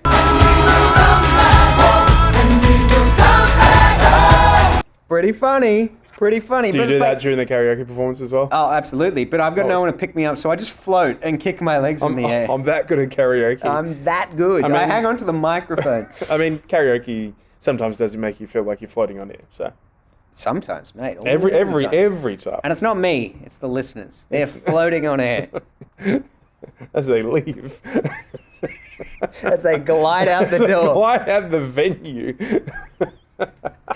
Oh, good fun. We have fun. But good song. Yeah, great From now song. on. Great song from now on. I love the key change. It's Yeah. badass. Let's wait until tomorrow starts tonight. It starts tonight. But this is another one where the moves themselves, if you saw one person doing these moves, you'd be like, well, that's an odd move. But when they're all doing it in sync, it's great. Awesome. The other one where they're like on the ground and they're just like, hey, hey, hey, ho, Like hey. Russian dancing or whatever. Yeah. The common. Ra, ra, Rasputin. Yeah. Bit of Boney M. Boney M, that's it. A random Boney M cameo in The Greatest Showman. I love it. So Popular song for the 1850s. they close out the bar while he runs to the old CGI train and The heads old to go CGI see train. Yeah. Michelle Williams. I'm still waiting for this moment that you were like, it's not all good. That took me out of it a little. I'm not Yeah. gonna lie. That's fair. That was the moment I was thinking of. Yeah, there you go. But yeah, no, he goes to reconcile and repair his relationship. Yeah, and where is she? At the parents' house. What are you doing, Charity? What are you doing? Charity, come on. Come on. She's on the beach like when they were kids. Of course. Good throwback. Good throwback. Good throwback. But they reconcile pretty quickly, and he's basically like, I didn't have anything, and I wanted things. And she's like, And I wanted get not it. things for me, but for you and for our you. children. But also for me. But mainly for me. for me. Yeah. For me. But from now on, he will not be blinded by the light. No, it will not be. No. And what's waited till tomorrow? That starts tonight. It starts. It starts tonight. Anyway, so it starts tomorrow when they're outside the theatre. And I mean, unfortunately... tonight is tomorrow in other places. Just... Anyway, so they're outside the theatre. Are they? What are they I doing? never get to do that. You always do it to me. I get it. It's fun. You're It's a bit good. giddy It's afterwards. So none of the banks will give him a loan, but old Zac Efron, who's been smart with his money, he's like, guys, I'm out of hospital. I'll give you money. I'm back, baby. Let's go. I'm back, baby doll. So he's like, me and Zendaya are getting together, and you can have some money from me. That's exactly what he says. I think that's word for word how the line goes. Well done on remembering that off by heart. Thank you. I've seen it a couple of times. But they're like, but this isn't building money. This isn't enough money for a building. So, much like in those prequels where you get the origin story of something, this is how circus tents were born. Everyone knows just this quick little part to the end of the film. That's it. And we get a tent because like, I can't buy a building, but I can buy land, man. Yeah, down by the docks, get that tent up. So we get a reprise of The Greatest Show with the Nice. passing of the torch, or the passing of the old top hat. Not bad. Thank you. That's thank pretty you. good. Zac Efron looks hilarious in this scene though, because he's wearing his top hat like this, so obviously it won't fall off. Yeah. And he's got his little like button-up jacket very that's tight. super high. It's very funny. He looks like a Marvel character. He's like, He does look a little bit like a Marvel character. and because he's just really short. Yeah. He's There, super there short. also was one moment in this song where I was like, did they do a face replacement of Zac Efron? It's like when he does like the spins on the ground on his knees. And those are real, like someone They're did real them. spins. You see them in the scene earlier with Hugh Jackman, and essentially it's like a slippery mat thing that they layer there. Yep. And they've obviously used visual effects to get the mat out of it. But yeah, that part where he did it, I was like, that don't look like you, Zachy boy. And maybe it wasn't. Maybe it wasn't. We don't know. For sure. But yeah, literally passes on the baton. And goes rides an elephant with his family. Yeah, it's just a normal thing to do. Yeah. You've got the show finishing up with Zac Efron and the rest of the circus, and then you've got his daughter doing the ballet. Yeah, and his other daughter bearing a tree. Yeah, that's the funniest When part you of the mentioned film. earlier, like, oh, I used to do shows. I was just thinking of you in a tree outfit waving. Nah, I was in the pit. Couldn't even make the God. trip. Like, this is one of the things. My mum played a blade of grass in something. Hell yeah. Yeah, Hell that's where yeah. I get it from. What, acting like grass? Yeah, Yeah, seamless. truly. I also do a great impersonation of a hot dog. Anyway, it's a good one, hey. It's good. When I saw like it cutting to the daughter as a tree, I like lost it. Because it's such, Rightfully so. like a tonal shift where it's just like she's in the tree and it's been like it's like inspirational. It's like this serious end to the film, and then like Hugh Jackman's like, my daughter's a tree. He's crying. And I'm like, this totally got me. So funny. But big thank you to Zoe for the recommendation. As you know, I adored it. It was so good. But yeah, also a big thank you to Toby for the intro to today's episode. Yeah, sounds What a like it blast. was this was a good time. I enjoyed talking about this movie. Bit gutted I wasn't there on Friday to enjoy the vibes in Film Club, but yeah, I'm going to be happy to be back on Friday, and I don't know. Hopefully we might do another musical another time, and if that's the kind of energy that we're getting, Mr. Brown, I think that's something we've got to do. I think we've only done a couple of musicals. Grace? Did you do Grace? No, we've done Singing in the Rain Singing in the and Rain. High School Musical. High School Musical. I was there for High School Musical. You sure were. And the vibes were good. That was a funny time because they picked that thinking Thinking we would hate it, but we loved Guess it. again. Oh, maybe that'll make a return later on. But before we get to our 5 favorite musicals, let's jump across to Weekly Watches. Weekly watches. Weekly watches. I love you.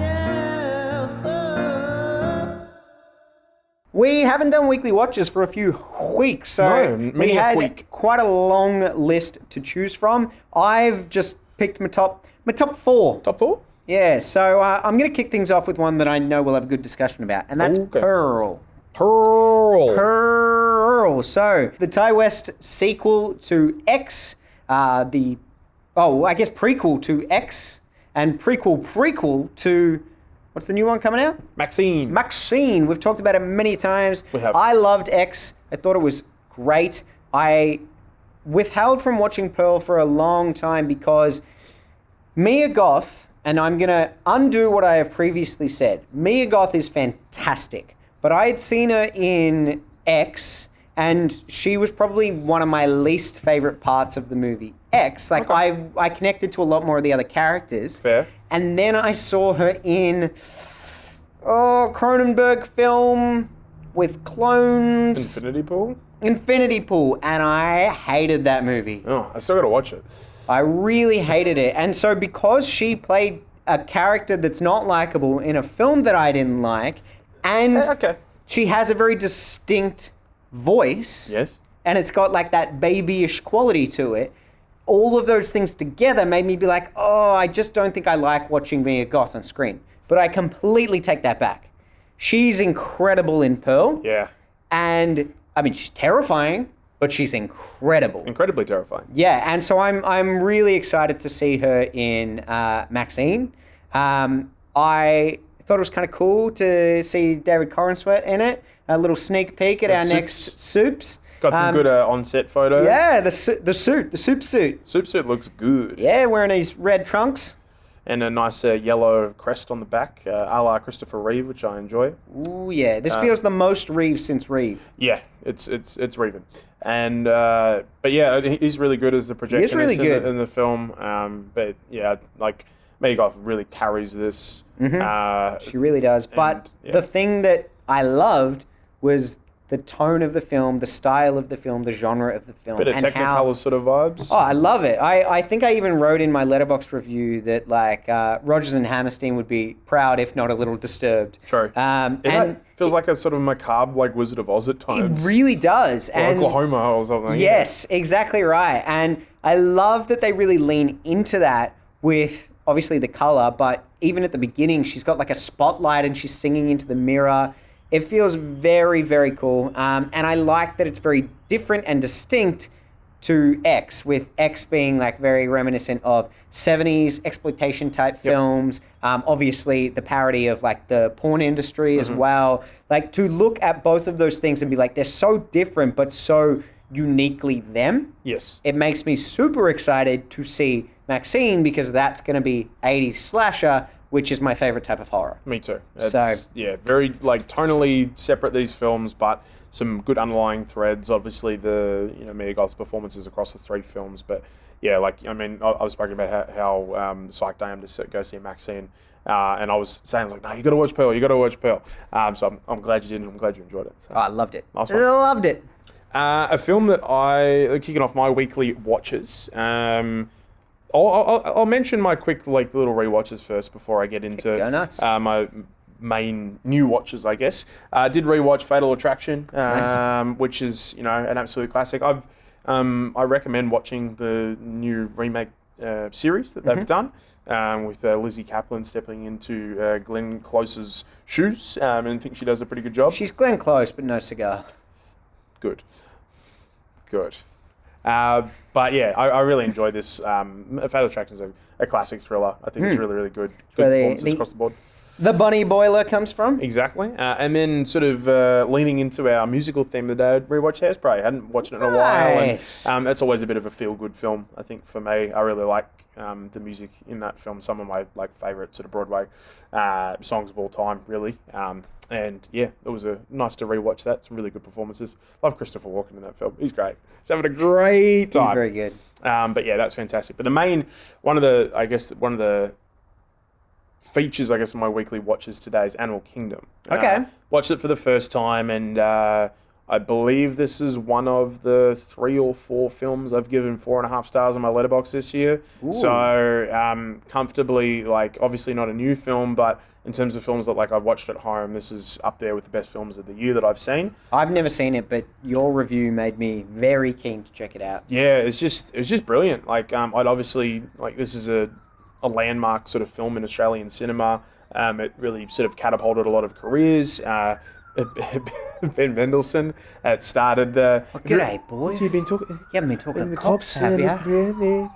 And particularly quite good and topical at the moment because Krennic, Ben Mendelsohn's character from Rogue One, is going to be making an appearance in Andor Season 2. And everyone's just started quote tweeting the Auntie Donna podcast stuff. Doing a Star Wars, have you? Man, yeah. You want to build a Death Star, man? Yeah. Oh, Michael Caine said. I am not talking to the cops. Mendelsohn, I am a magnificent fan of your work and the village you portray. Over! So good. If you haven't watched that Auntie Donna clip, it's from the podcast. It is quite terrific. Oh, it's amazing. But yeah, so Ben Mendelsohn is he's terrifying in this film. Legitimately quite confronting and terrifying. There's something terrifying about a lisp too. I think, and again, as much as that whole line is being made fun of, the fact that he is very calm, a lot of the film is more eerie and more terrifying, particularly when you've got some big personalities sort of happening around. So yeah, if you're not sure about Animal Kingdom, basically it is a sort of family crime drama where one of the characters, who's played by James Freshfield, his mum dies, and basically he then has to go live with the other members of his family, who are the ones who are really sort of essentially the crime part of the family. Okay, cool. And so he's sort of kind of fitting into that world, but is not really in it. And then you've got Joel Edgerton, who's really terrific, and Jackie Weaver as well. This is basically her career taking off in terms of Hollywood. But particularly her and Ben Mendelsohn really start to get cast in a lot of stuff. I was actually watching, the GQ. Yeah, when actors talk about their famous roles, and Ben Mendelsohn was talking about it. It's a really good watch, actually. He's very just, he doesn't really pull any punches and stuff like that. He talks about like how important Animal Kingdom was for him, and then he talks about being on Dark Knight Rises afterwards, and how much of like a surreal experience that was. But yeah, like this film catapults him. He's really scary, sort of as the main villain, I guess, of the story. Really enjoyed the score in this film as well. It's the whole atmosphere of this film. Like the plot line is nothing too crazy, but the atmosphere that is created, you are constantly like just on the edge of your seat. It's gripping. It's some of the kind of similar kind of vibes that the Safdie brothers can sometimes get across in their films. Just that constant tension that you're not sure sometimes when things are going to snap or turn and stuff. Yeah. And I think, particularly, set in Melbourne, obviously where we're from, the whole vibe of this film is terrific. I watched it and I was like, damn, this is, really, really excellent. So, again, like I said, gave it 4.5 stars on Letterboxd and comfortably, like, I can understand why this is a landmark piece of Australian cinema. Nice. Next up for me is Children of Men. So, banger. Yeah, Alfonso Cuarón. It's got Michael Caine in it. It's got Julianne Moore in it, and I love me some Julianne Moore. And it's got Clive. Give me less Julianne Moore. Clive Owen in the leading role. Yep. Awesome, really cool. So I had seen sequences from this film before. I demoed sequences from this film before about long takes, but there's only a couple that are kind of always like referred to, but the entire film is filled with them. Yeah. They use camera so well in this film to build tension, and it's incredible. The one that's very, very famous, that even if you haven't seen the film, a lot of people have seen this scene, is they do a extended sequence in a very small car where the camera moves between person to person, and there's 5 people in the car, and they had to like recline their chairs so the camera could move around them at different points in the scene. The roof of the car is like missing or extended. They're operating the car via like a trailer at the front. It would have been so hard to choreograph, but it's epic. And it's not alone. Like there are so many great sequences in this film. Essentially, the plot of the film is that it's in a not too distant future. Bit of a dystopian sort of vibe. Yeah, so it may not even be a future now. It's only supposed to be like a very short space of time. So yeah, maybe it's not. I don't know the year that it's supposed to be, but essentially people have stopped being able to reproduce. So there are no children, and like the youngest kid in the world is like a celebrity because he's known to be like 18 or 19. And Clive Owen is kind of in this, like reluctantly gets drawn in with his ex-wife Julianne Moore into this group of radicalists. Yeah, kind of like the resistance underground sort of, and amongst their group, there is a woman who is pregnant. And this is like unheard of. And it follows Clive Owen trying to protect this woman from all that is going on. Yeah. Everything. It's intense, but suspense is built so well. And I loved it. I really loved it. So highly recommend Children of Men. Belter of a film. Really, really enjoyed. Tonal shift with a couple of funny ones for me. I watched Airplane for the first time. And, geez, that was good fun. Also known as? I did remember there was an alternate title. Flying High. Flying High, there you go. Which one have we got? Where's Flying High originate? I think Flying High is Airplane's our version. Yep. Okay. Maybe? I don't know. I went on a whole rant about this last pod. I hate it when people have alternate names for things. Anyway, let's continue. Tell me what you thought. Well, Airplane or Flying High was terrific. It's just such a funny film. Like, as soon as the film starts, like, there's some really subtle gags and there's also really obvious ones. The whole, like, 2 competing voices over the PA, like, of where people need to be dropped off at the airport. And it took me a little bit to get, and then once it did, I was like, oh, that's hilarious. It is so good. But the whole time, it's just, like a fairly simple premise for a film. Basically, it's, a plane that eventually sort of starts to go down, and we've got, like, sort of a reluctant hero, I guess. Honestly, the narrative of the film is not super important, but it's just funny. In terms of the style of comedy, it's very like National Lampoon's 100%. We've got Leslie Nielsen in there, so like obviously some very similar kind of gags to almost like Naked Gun and these sort of things, which I really enjoy those films a lot. It's just so dumb, they turn on the autopilot, and it's literally just an inflatable pilot. It's pretty good. Which ends up getting like a really good like sight gag when With smoking? yeah, and then the flight attendant is trying to fix the autopilot. Yeah, just really good. It is like, this is a film that's widely regarded as like, some people call it like the funniest movie ever made. Which is almost why I was almost nervous to sort of like go watch this film, because I'm like, What if I don't like it? Am I not funny? exactly, I'm just having like a massive existential crisis. But thankfully, I'm not questioning myself too much, because I really love this film and I can see why it is regarded as such a top tier movie. So yeah, Airplane, Flying High, whatever you call it, go see it. Awesome. My next one is Tag.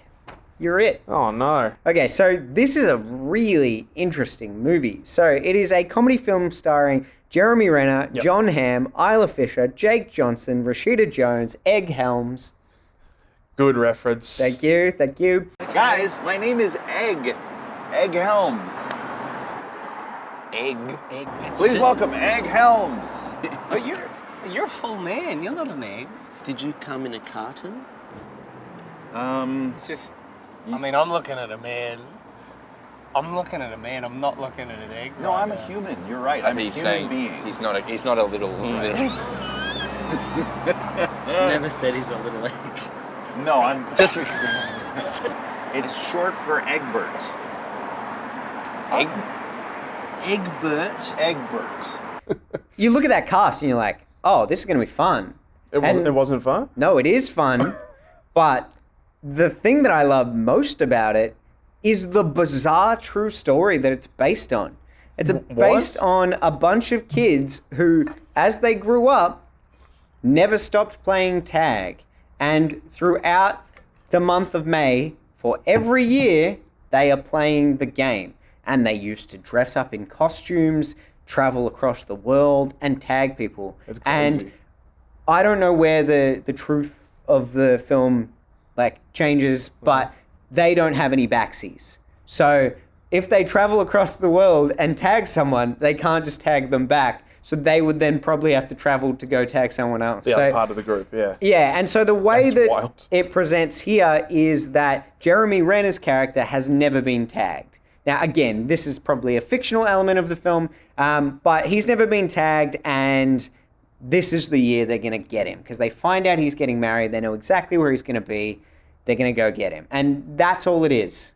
Okay. Like, there's some twists and turns and more complex, but the reason that it's based on true story is that there was an actual article written on this group of friends. And so in the movie, John Hamm's character is being, he's getting a report done on him for something to do with his work, but then she hears about this and ends up following this story instead. Right, okay. So they write that into the narrative as well. Cool. But it's good fun, and it's just crazy that people actually did this. Yeah. When you say like based on a true story, this is not the film that you might.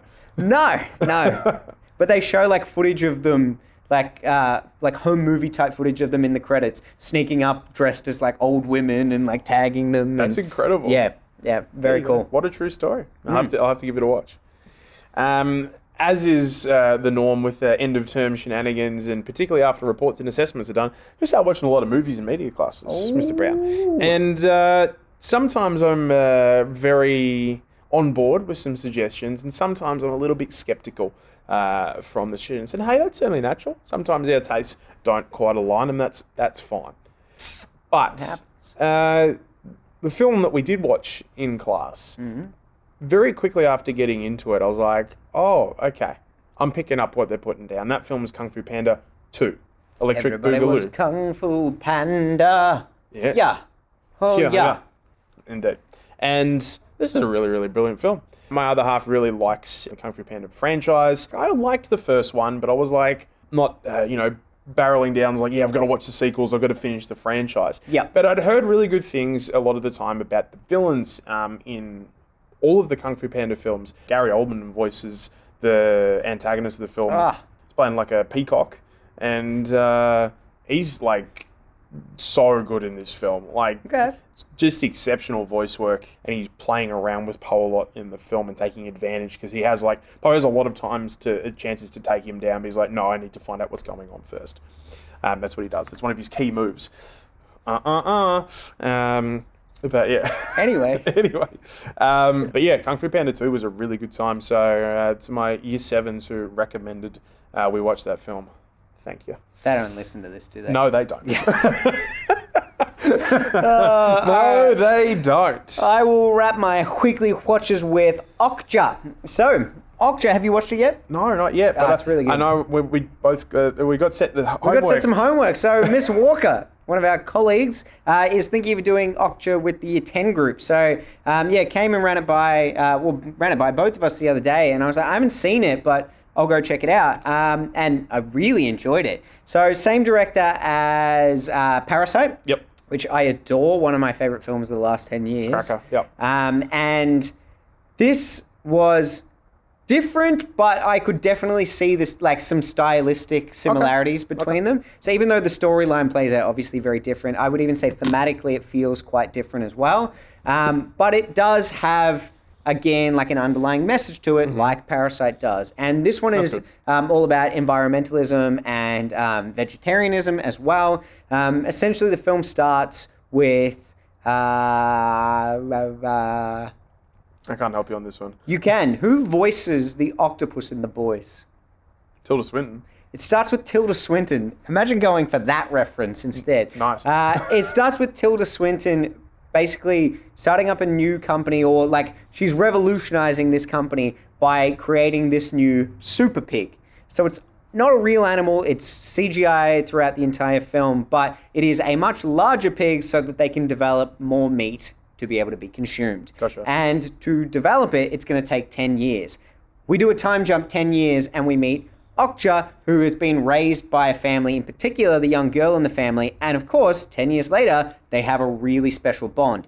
We get to see them grow and bond together, and then it's 10 years later, so they're coming to collect. It's time, yeah. And so, you get to kind of watch this play out and how she's like striving to do whatever she can to try and save Okja and their relationship. And I'll just leave it there, but there are some incredible performances in this. The main girl in particular, whose name I haven't written down, but she was really, really good. But also Jake Gyllenhaal is in this. Hey. And yet another performance where I'm like, maybe I like Jake Gyllenhaal. Maybe I like him. You're coming around. I am. I'm coming around quite rapidly. Most of the films I'm watching now, I'm like, yeah, no, he's good.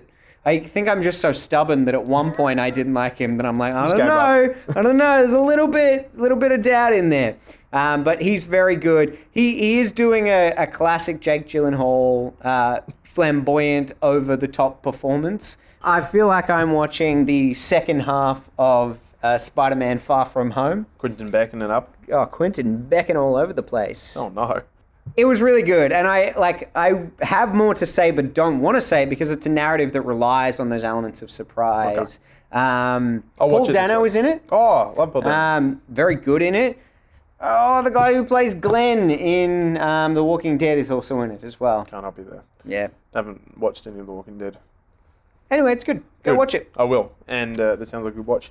Last one for me is not a movie, but is in fact the initial first few episodes of... I've seen the first 4 too, so we can talk candidly about it. Good. I wasn't sure if you'd caught up or not, but new season of The Boys has dropped, and it's pretty low-key this season. It's really like, there's really not doing too much at all. I know you're joking, but I was actually pretty underwhelmed by the first 3 episodes. And now it's... 4 was great. Incredible. 4 was incredible. But the thing for me was that... are you okay? You see a ghost? No. That legit... That... okay. It's okay. You're okay. Come back, boy. I'm here. I'll protect you. So, the first 3 episodes, even though there are some like moments of like shock value, I think I'm pretty desensitized to that after 3 seasons of shock value, with the 3rd season being like shocking all over the place. Yeah, that's fair. So the first 3 episodes on this one, I was like, they're okay. There's a couple like there's obviously like one scene that everyone's talked about in the 2nd episode. Yep. When they go to the con. But it being like shock value, that doesn't necessarily mean it's good. No. Well, I mean, yeah. Like, those are 2 very different things. Sometimes they align, but you can be like, oh, Jesus, that's full on. But it's not adding anything. No, it's just like more of a side gag. But Yeah. we're talking about season 4, like Episode 4. Yeah, it's episode So 4. Like good. one of, I could comfortably say one of the best episodes of television that I've seen ever. Anthony Starr's like Homelander's. He's a terrifying character, but he is like proper horror movie villain stuff in this. Like just laughing, and it's pretty graphic and pretty full on. Yeah. But I think it's terrific. Stakes are getting higher, particularly for Huey, given what's going on with his dad. Brings in his mum into the series for the first time, which is cool to get used to her. And looking forward to seeing what else is happening in the season. Kind of where things are left off in the last episode. Simon Pegg might be getting out of the hospital bed. We're not sure. We don't know. For sure. Interesting. I read something about Simon Pegg recently because I always kind of wondered why they cast him in the show, considering he's in such a small role. He's a British guy playing an American. Like, why get Simon Pegg for that? But I only found out literally, I think it was yesterday, that he looks like the design of Huey from the comics was based on a young Simon Pegg. There you go. So they, obviously by the time the show had come around, he was a little too old to be playing a Huey. A little bit. But he got to play his old pops. Old man Pegg. Yeah. But I'm glad you're enjoying it though. I think it should be good. Like, as I said, the first 3 episodes were, but this last one really brought it. Episode 4. It brought in the noise and it brought in the funk. It really did. Speaking of noise and funk, shall we talk about our 5 favourite musicals? Let's do it. Latest 5 favourites. We got 5 favorites. Above all else. We got 5 favorites that we think are top shelf. We should clarify what the guidelines were for today. Yeah, what were the ground rules? I found this one very, very challenging. Yeah, me too. One major thing that we established before we'd picked any of these was that we're talking strictly musical movies. I got a lot of favourite musicals that I've seen live. I was going to say, you have a lot of favourite movies. I do have a lot of favourite movies, that's true. But I've seen a lot of musicals live and adored them. Chess would have definitely made my list today if we were talking about live shows. Wicked might make my list eventually when it releases. So. Yeah, but I don't know of a movie version of Chess, and so I immediately was able to cull my list by putting that rule in place. But a couple of other things, I didn't want to mention a movie I've talked about before. So The Court Jester, White Christmas have both been on 5 favourite lists, and obviously we did a big discussion on The Greatest Showman today. So even though those 3 would probably have made my top musicals list, you've had to make some I've ruled them out. Okay. They're gone. A couple of other things, not movies that just heavily feature music. So something like Footloose, I really like, but none of the characters actually sing. So technically it's not a musical, even though there's lots of dancing and stuff in it as well. That's fair. Okay. And then the last one, but this is a rule just for me. You weren't following any of these rules. I didn't do any jukebox musicals. That's okay, neither did I. Oh, great. There you go. Following my rules without even knowing it. But things like Rock of Ages, Moulin Rouge. That is a ruse. The Caper, Moulin Rouge. Oh, no. And Across the Universe, they all use existing songs. So, whether it's all from the same artist or just like pop songs coming back in. So, I ruled them out as well. So, all original music movies. Okay. That's, I feel like, good to clarify. I might kick us off. Please. With something a little bit light, a little bit funny. But we've got Walk Hard, the Dewey Cox story. Obviously spoofing Walk the Line, the music biopic about Johnny Cash. But instead of having Joaquin Phoenix, we've got John C. Reilly in the titular role as Dewey Cox. And God, he's good. He's just so good. I always think that John C. Reilly is like one of the more underrated comedic actors, but just like actors in general. But he's also he's just a really good singer. And yeah, I remember the first time I watched this movie, it just blew me away with how funny it was. Very smart, the way it pokes fun at so much about music biopics and parts of, I guess, music in general. I think it's just really smart and well written. I think the performance is really good. And, as is the key for all of the films that are on my list of 5 favorites today, and as is distinguished by the category, the songs are really good. They're really catchy. They're really memorable. It's funny watching sort of Dewey Cox sort of like through the eras and how the music sort of changes to fit that. Let's do it in ways that make us feel good. This was a perfect place for me to kick off my list of 5 favorite musicals because Walk Hard's up there. For sure. Nice. Well, maybe I'll play off your comedic musical. Oh. And I'm going to go with, and I ummed and ahed about this in that 5th position. Not that these are in any order, but They never are. I was like, oh, Singing in the Rain, Little Shop of Horrors, Singing in the Rain, Little Shop of Horrors. You've all heard my appreciation for Singing in the Rain on the podcast before, or some of you have if you've listened to that episode.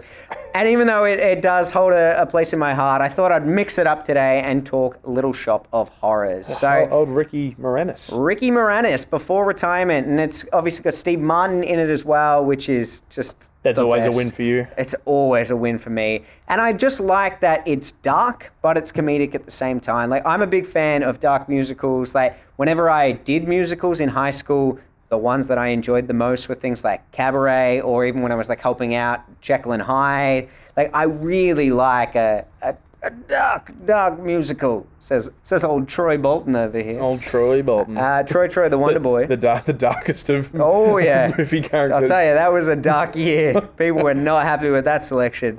Anyway, so Little Shop of Horrors, it's really cool how the storyline is about like a magical plant from outer space that eventually needs to eat people because it survives on blood and it's growing, and it's like this struggle for the Rick Moranis character to be famous and what he has to do and the cost of that fame. And yeah, it just spirals and gets out of control, but it's good fun. The movie comes before the musical, the stage show? I believe so. I think, yeah. So I've been in a version of this stage show too. Have you? Yeah. There you go. But it's just quirky and fun and a great cast. I am your dentist, and I enjoy the career that I picked. I'm your dentist, and I get off on the pain I inflict. Next one on my list, it's not the greatest movie of all time. Then why is it on your list? Because it's important for me. The next musical I've got to talk about is Mamma Mia. Oh, here we go again. Yeah, we thinking about that joke. Callback That's not like us making the same joke again. We've only got so much material. It's fair. I mean, anyway, Mamma Mia is a really good time. I think this is sort of one of the films that quite often with my family, we quite often rewatch. My mum particularly really loves Mamma Mia. And we always have a good time watching it. I'm always like, oh, again, or whatever. I'm literally always like, here we go again. But we do. But as soon as Pierce Brosnan starts singing, you're like, save it.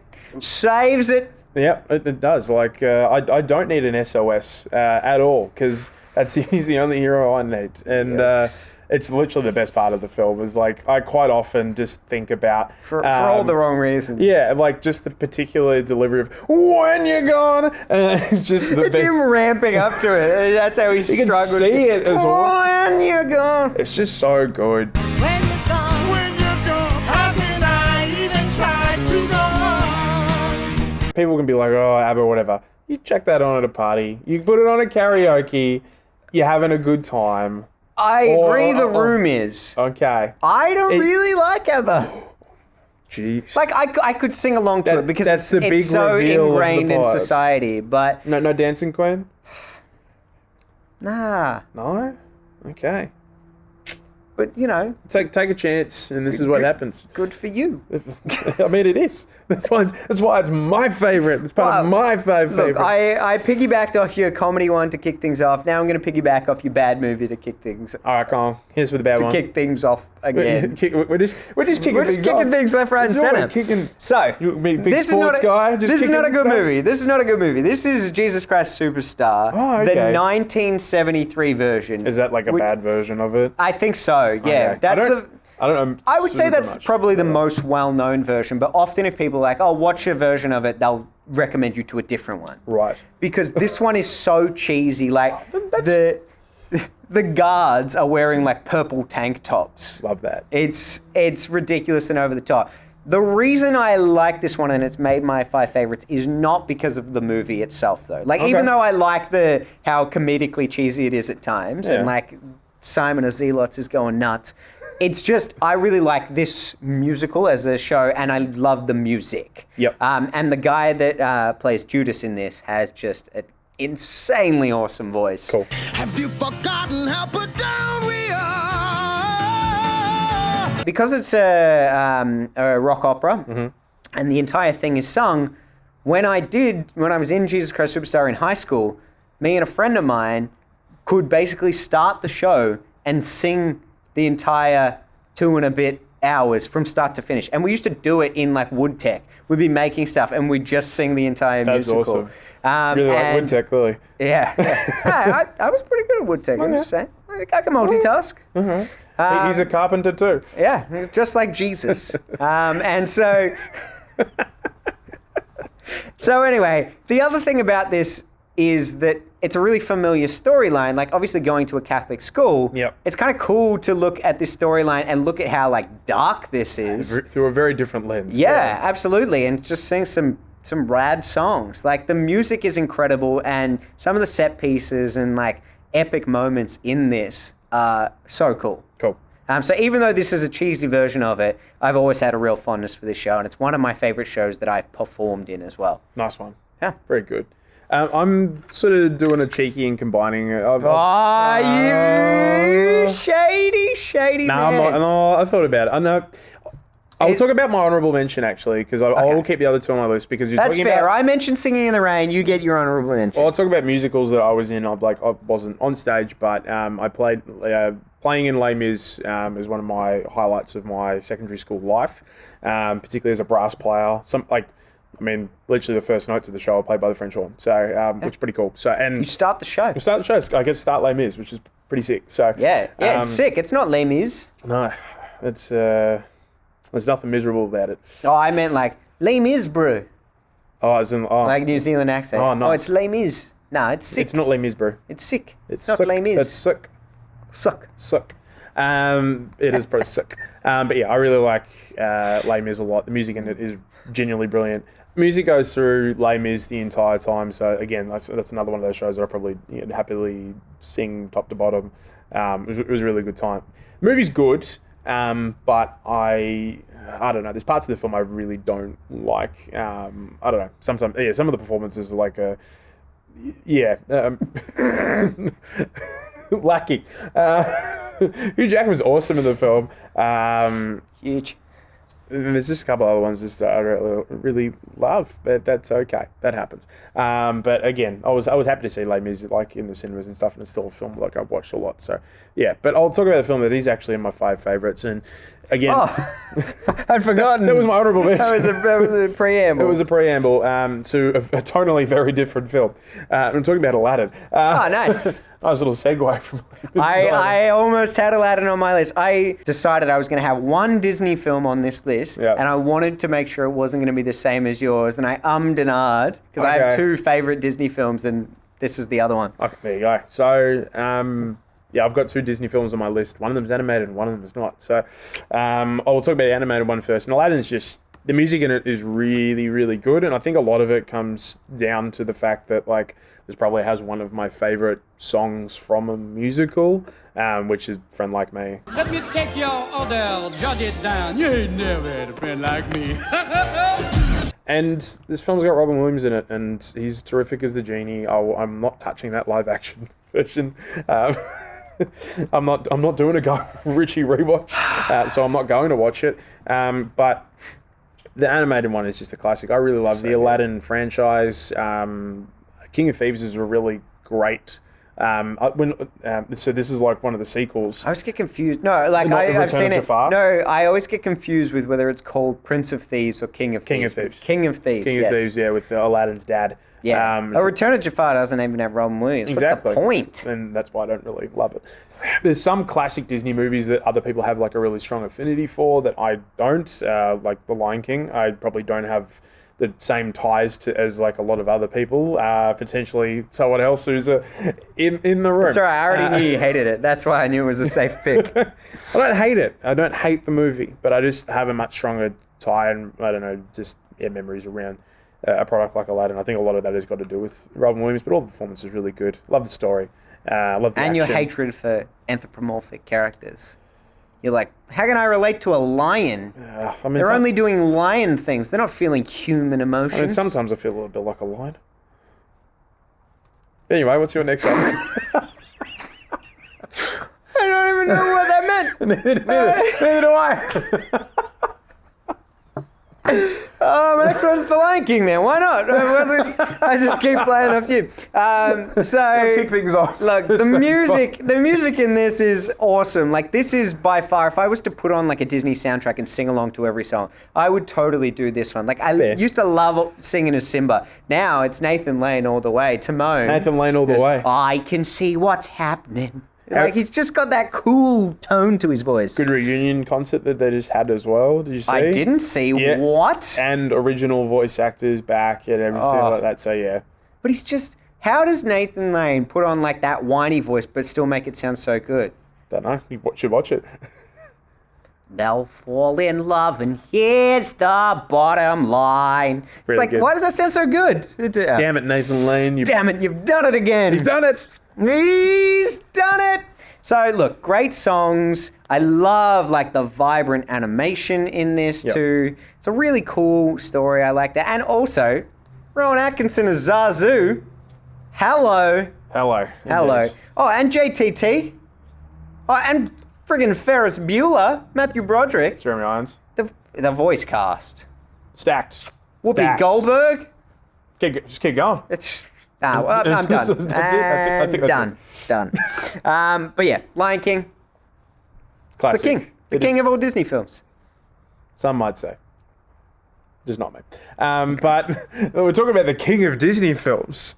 Let's talk about High School Musical 2. Woo!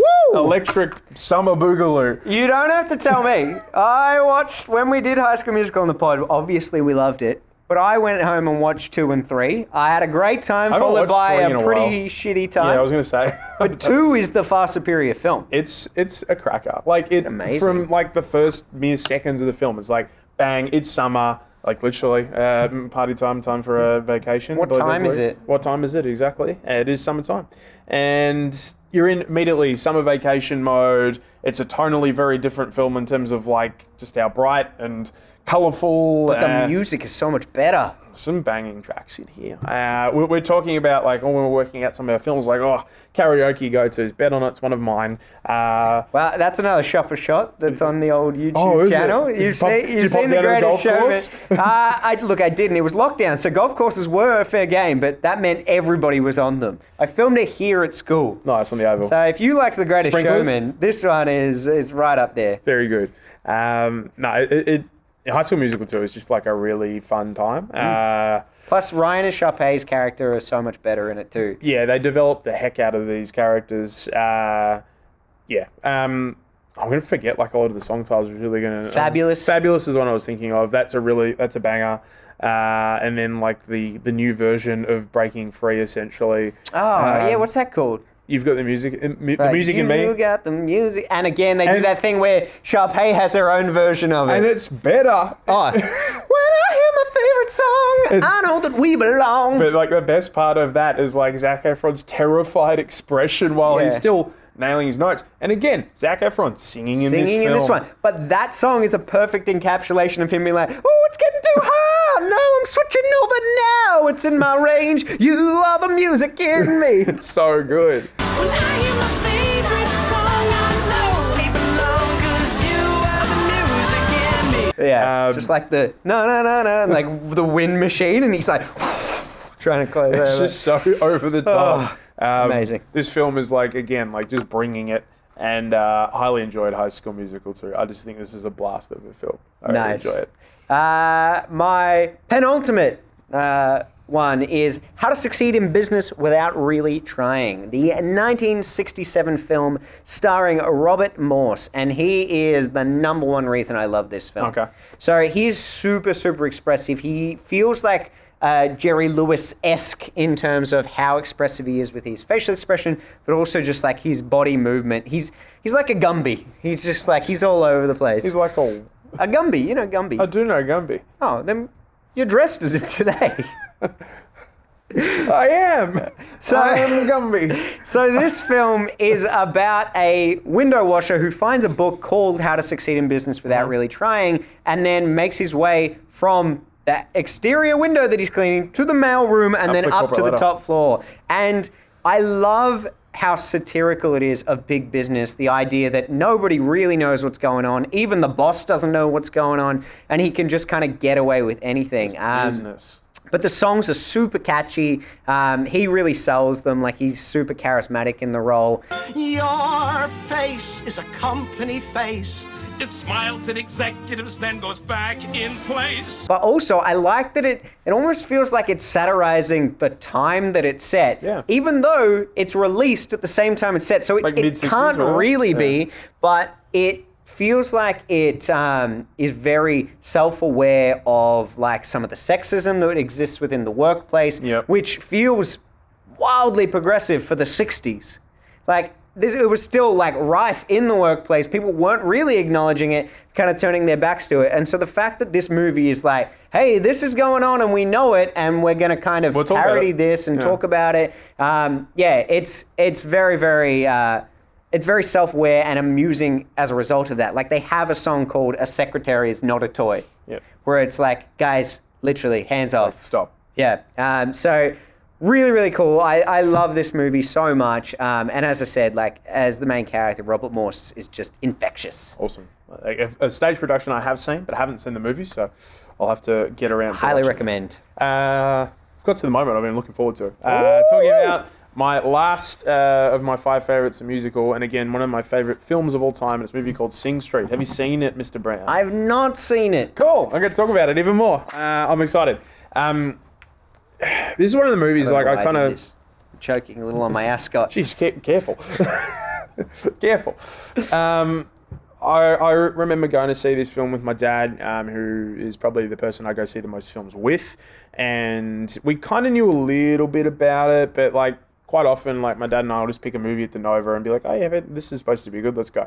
And when the film started and very quickly how it develops, like, it was kind of almost tailor-made for us. I think a lot, like, there's a few plot lines that I feel like, I don't know, I always gravitate towards, like, a coming-of-age story.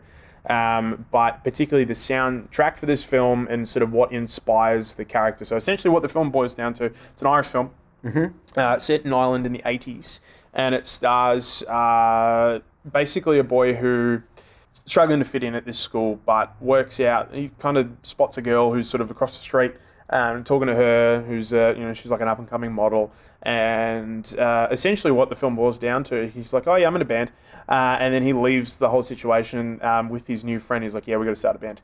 So he basically creates a band with the whole purpose of trying to woo this girl, who's played by Lucy Boynton. Why else do people start bands? True that.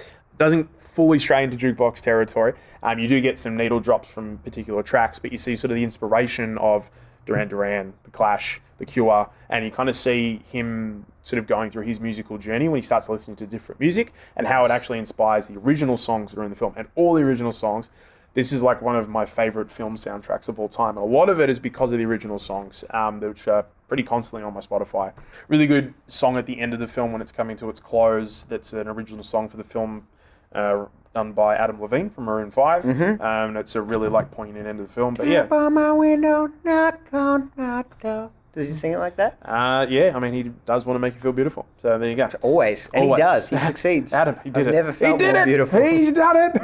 Adam's done it.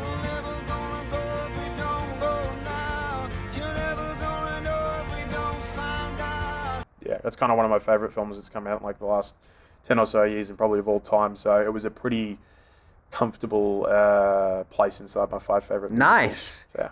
This was also the one that I didn't really and about too much, but a relatively recent film, Tick Tick Boom. Nice. Old Lipstick Boom. Eddie G.